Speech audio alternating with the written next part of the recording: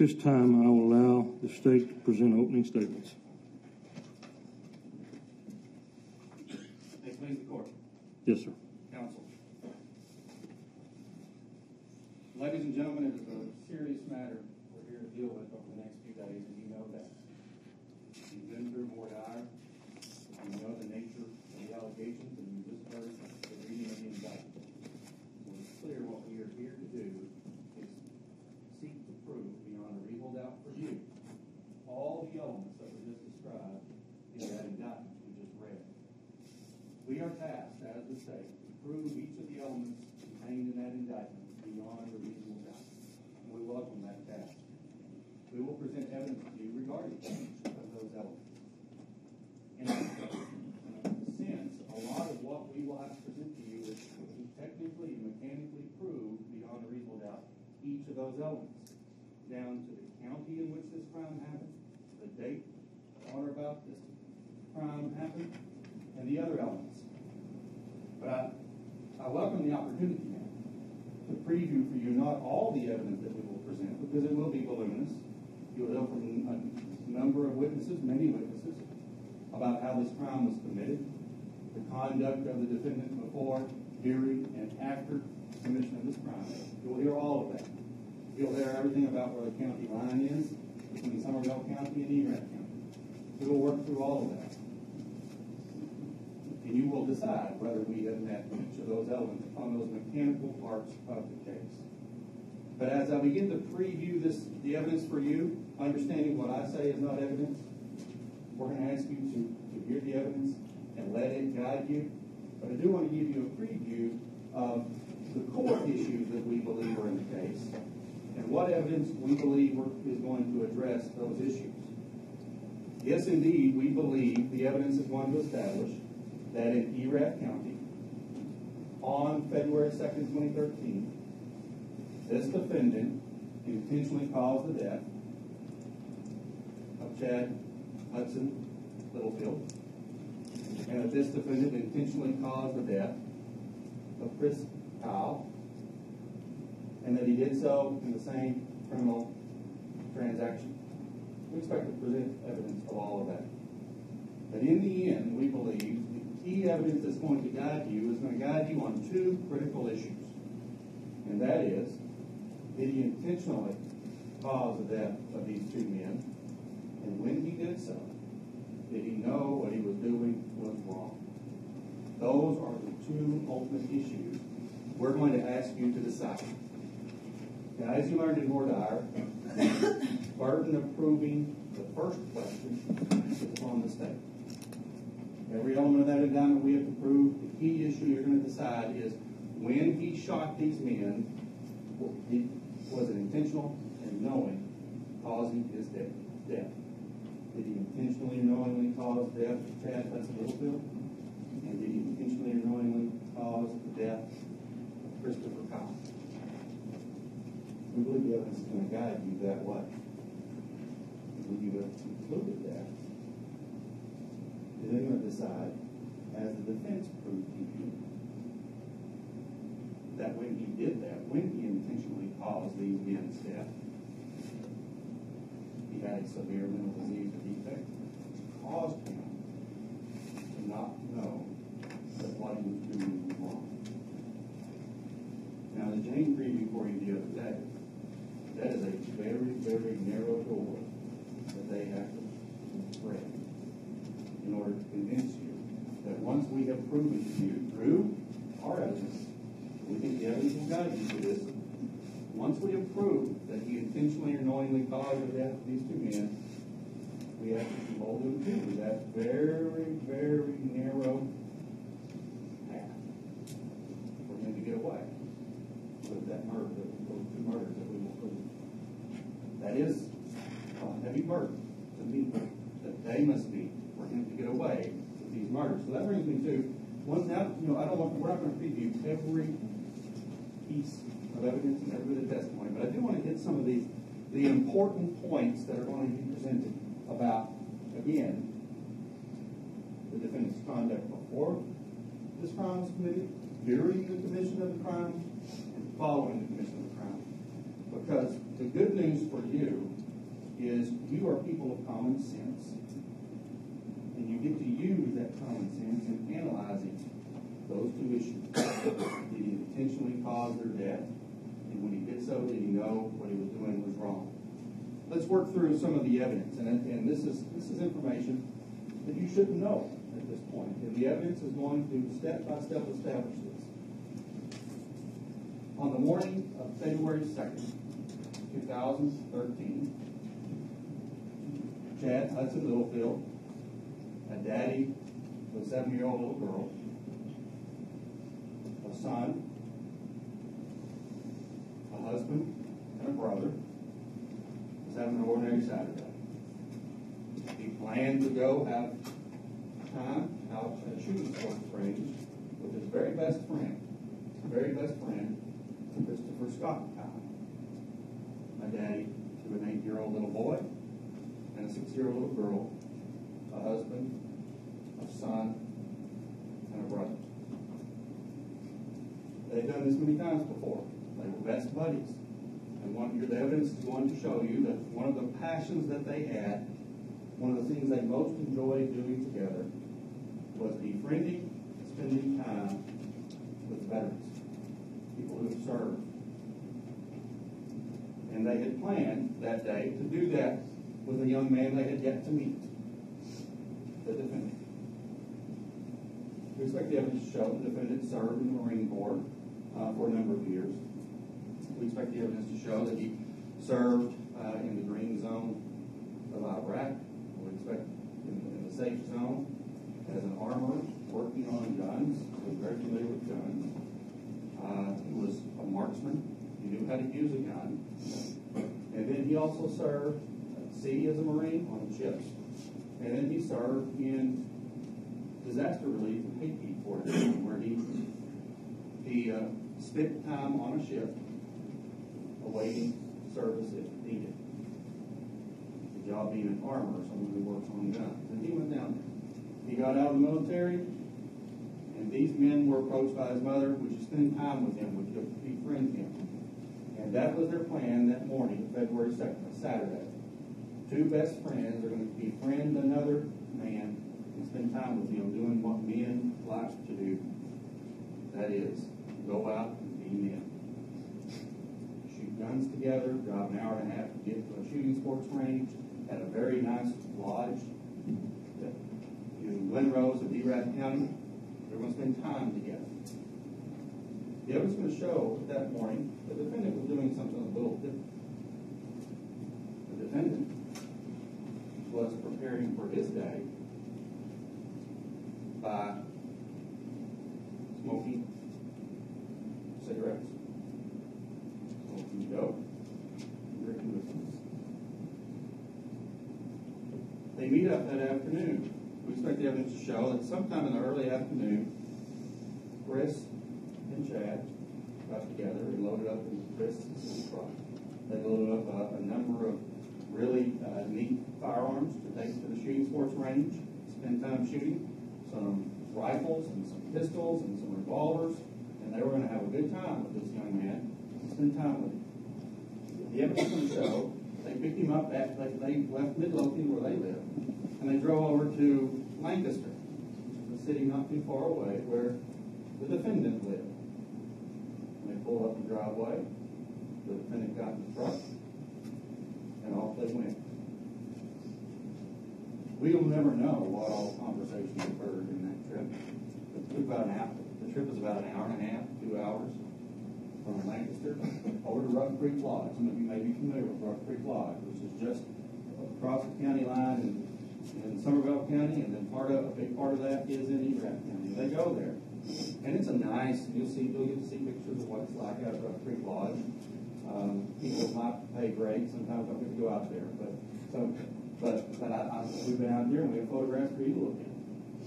And it's a very, very nice place. And they're going out there. They're going to spend some time. They drive out there. Don't know how the conversation went. But here's just some evidence that they thought it was a little off. It was a little strange. No doubt about it. It was a little strange. Because we now know what Chris and Chad didn't know, what he was doing that morning. But he's a little strange, but they persist, and they go on out to the range. They stop by the headquarters of this lodge. They check in. Chris Kyle was known there. He, based on his past military service, he had helped design the lodge shooting sports range. And they stop. Chris checks in. They have a procedure for raising a flag so that people know they're at the gun range. And they drive a very short distance. They pass by some homes that are on the place and go down this public road and end up at the shooting sports range. And that's where what we'll hear about again. We'll never know what conversations were had, what exactly happened between Chad and Chris, two best friends, and their interaction with this defendant. We won't know what was said, but we do know that a few short hours later, the evidence is going to show you that staff of the Routh Creek Lodge approached the lodge to check on things and say hello. When the flag was still up, the truck was gone, and as they approached the shooting sports deck, they found Chad Littlefield shot 4 times in the back, 1 time in the hand, once in the face, once in the top of the head. And they found Chris Kyle shot 5 times in the back and side, and 1 time in the side of the head.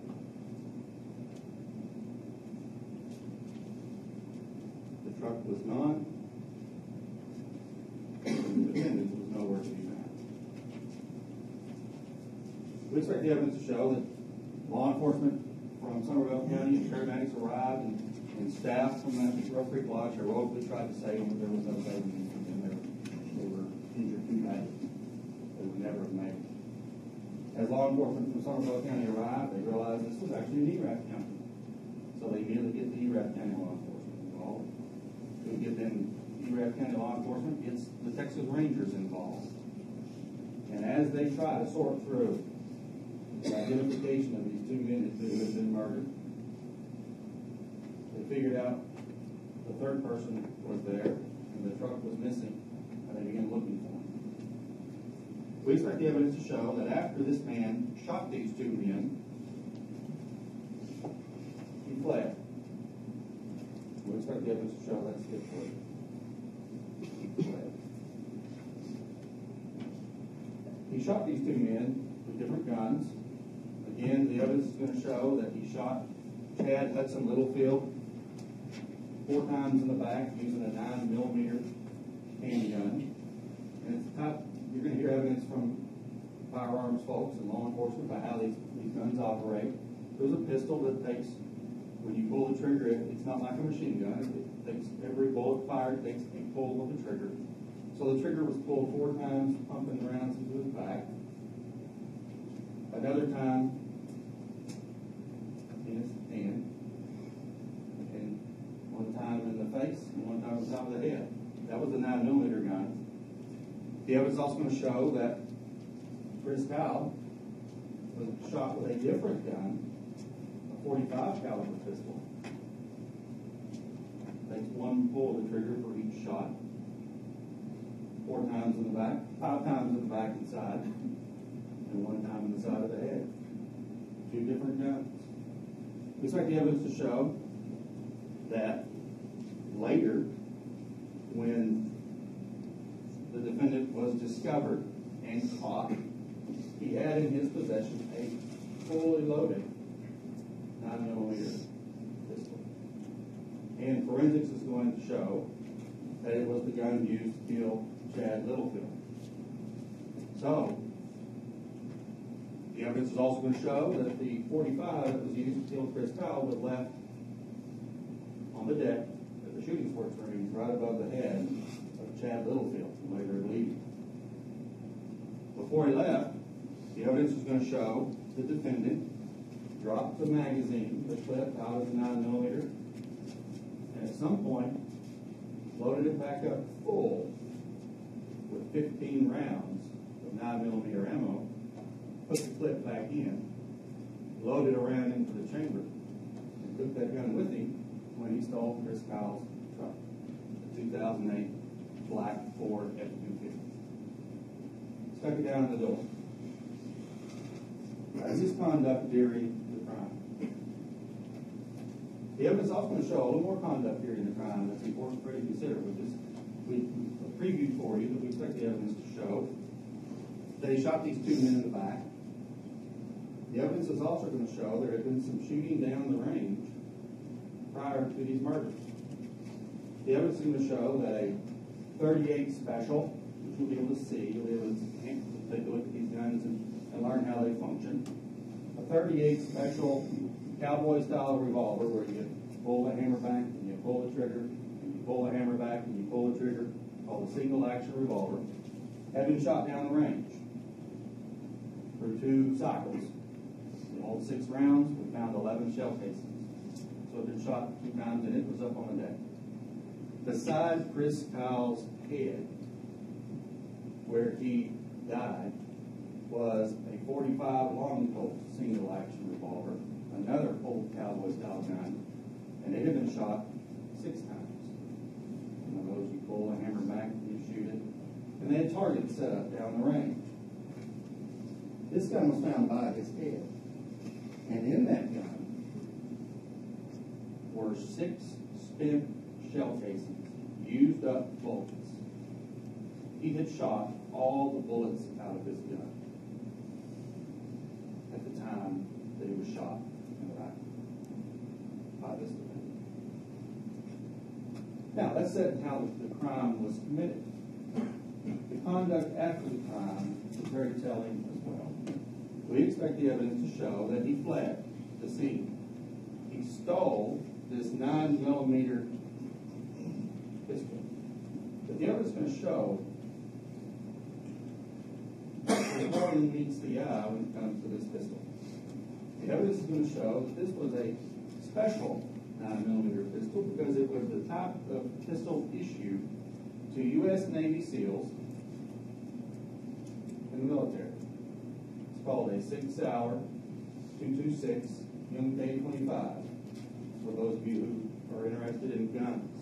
It's a special gun. And what makes it special is it's identical to those issued to Navy SEALs. And on the side of it, it has engraved in it the anchor of the U.S. Navy. This defendant left the gun he used to kill Chris Kyle, a Springfield .45, and he took the U.S. Navy issue gun with the Navy anchor on the side after he reloaded it. After he dropped it, while these 2 men lay there bleeding, he reloads the gun to full capacity and takes it with him. But there's more conduct we expect the evidence to show after he left. He goes through the fairly intricate layout of Routh Creek Lodge to get out of Routh Creek Lodge, and then he goes to his uncle. And he shows his uncle his new truck. And he shows his uncle his new guns. He had in his hand the revolver with the Navy anchor on the side, and inside the truck already was a rifle that he had with him. And he showed these guns to his uncle. And then, somewhere along the way, we expect the evidence to show he stops and has a burrito at Taco Bell. And then he goes to his sister, and that's where the police start figuring out who he is, where he is. He stops by his sister's house and shows her his new truck and starts to show her the new guns when she asks him, "Where'd you get this stuff?" And he tells her, "Well, I murdered 2 men. I just murdered 2 men." She becomes quite upset, and she dials 911. And we expect you to hear what she said on that 911 call. In that 911 call, she's very upset because she just learned, obviously, that her brother has just murdered 2 men, stolen a truck, and stolen guns. She's hysterical. She talks about how he's acting psychotic. She's asked, "Is he on drugs?" And with a knowing pause, she says something to the effect of, maybe, I don't know. But to her credit, she lets law enforcement know before he takes that 9mm that's in the console of the truck, in the door of the truck, loaded with 15 rounds, ready for battle. She's smart enough and wise enough to call the police to make sure he doesn't hurt anybody else. And then she flees her home so he can't come back and see her because she's scared of him. He just murdered 2 men. The evidence is going to show that then he goes to his house and he has told his sister he plans to flee to Oklahoma. The evidence is going to show that he goes to his house. He picks up his dog, and we don't really know what other purpose he might have had. And he leaves, and apparently he forgot something. Because after he picks up his dog at his house in Lancaster, the police arrive at his house and are looking around, trying to figure out if he's been there or going to be there. And he returns. And he returns in Chris Powell's 2008 black Ford F-250. He's got the truck. He's got Chris Powell's truck. We now know this man was there because he has the truck. He has a rambling conversation with the police trying to talk him into getting out of the truck. He's in control enough of his faculties that he knows if he gets out of that truck, he's going to jail. And you'll hear him talk about that. You'll also hear him talk strange. You'll hear him talk weird. And you will hear him refuse to lower the window or get out of the truck. And after this conversation he has with the police in Lancaster, he decides he's going to leave. And the chase is on. He flees from law enforcement. He attempts to evade law enforcement. He meanders through town, knows right where he's going. He ends up on I-35, headed north toward Oklahoma. In the interim, a courageous police officer in Lancaster takes his car and rams the truck at high speed as he speeds through the neighborhoods of Lancaster. We expect the evidence to show that is what brought the chase to an end, because eventually, on I-35, as Lancaster law enforcement pursues him at high speed, his truck gives up the ghost and finally expires, based on having been damaged by the courageous police influence. The evidence is going to show, you'll get to see it yourself, you can form your own conclusion, but the evidence is going to show at this point he's got a loaded 9mm gun in his door. But he knows those police don't have it back. The jig is up. That's your proper argument, Judge. That goes inside the presentation of opening statement. I object. Sustained. At that point, with the 9mm in his door, the police issue commands to him over a loudspeaker while pointing weapons at his car. He sticks his hands out the window. He gets out of the truck. He gets down on his knees and cooperates with the police. That's what the evidence will show. You can form your own conclusions. That's fair. The evidence will guide you. That's his conduct after the offense. You know, we talked about in the Board hour, as we did with Jane, about different things that indicate intent. You talked about those with me, and then you talked with Jane about what actions indicate knowledge that the conduct is wrong. That's what I want you to think about. And I ask you to think about as you hear the evidence that we just previewed for each of you. I was previewed here this morning. But what happened does not end there. He's in custody. This man who has murdered 2 people and gone on a wild high-speed chase is now in custody. And he is interviewed by a Texas Ranger, wherein he admits, he confesses that he's killed these 2 men. And he confesses that he had used drugs that morning, what he described as marijuana, possibly wet. Terms like Purple Hearts, drug terms. He talks about that very morning having used drug that was possibly wet with possibly formaldehyde. Those of you who aren't familiar with drug terms, those are new terms to me too. You'll hear evidence explaining what those terms mean. in the drug world. But he used this wet marijuana that morning, and he drank whiskey with it.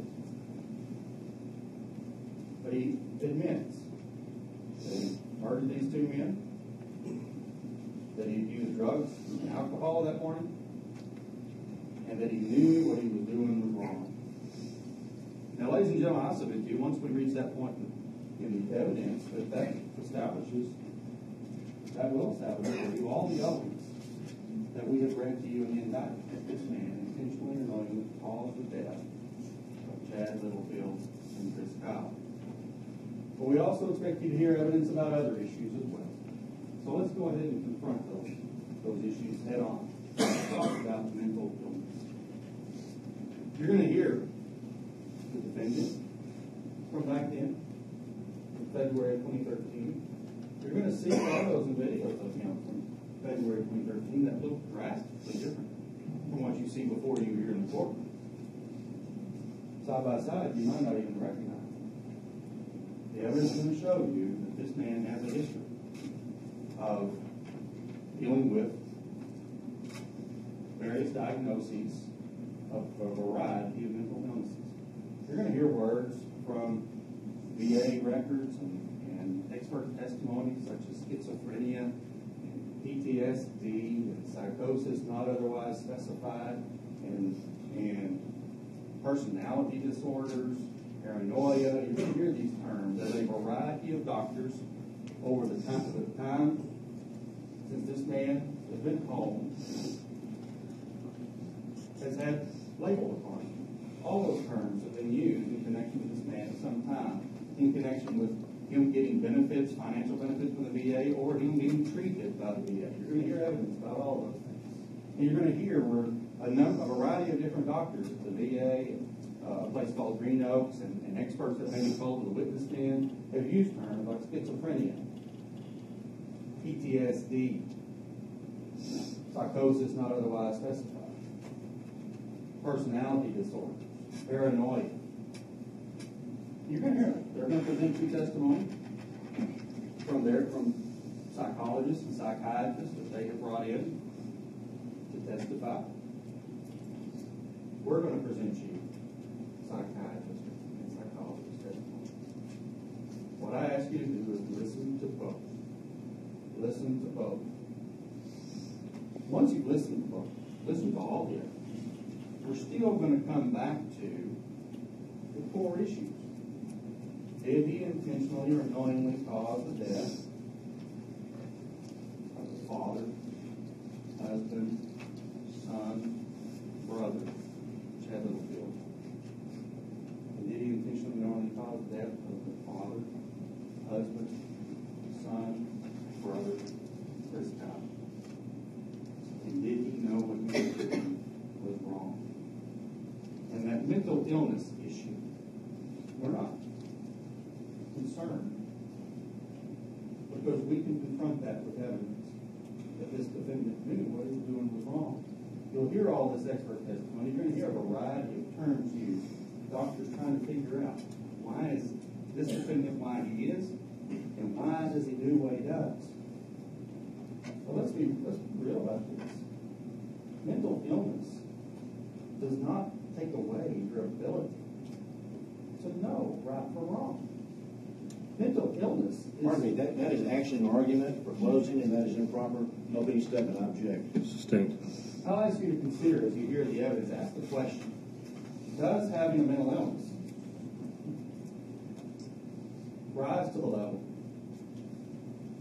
that this defendant doesn't know right from wrong? I ask you to consider that as you hear the evidence. You'll reach your own conclusion. You're the one with control here. But I ask you to consider that.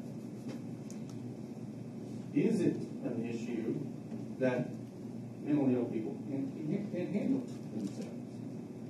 I think the evidence will guide you. When you hear from professionals in the field, you'll learn that the evidence will show that mental illnesses, even the ones that this defendant may or may not have,